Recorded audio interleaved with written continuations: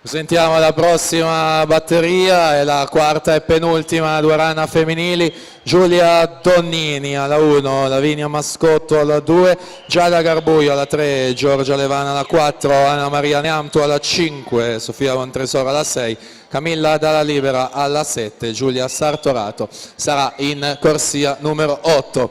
Intanto siamo a tre quarti gara, virata effettuata dei 150 con atleta in corsia 4 Alice Pinarelli a condurre per i colori del Nord-Est H2O.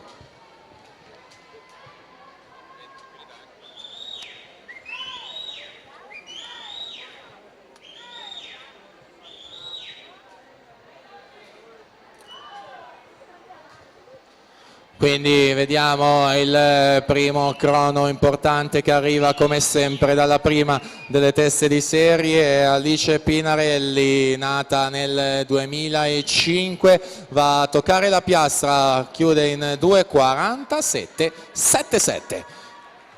Gaia Baragno in seconda posizione, 2:51,92.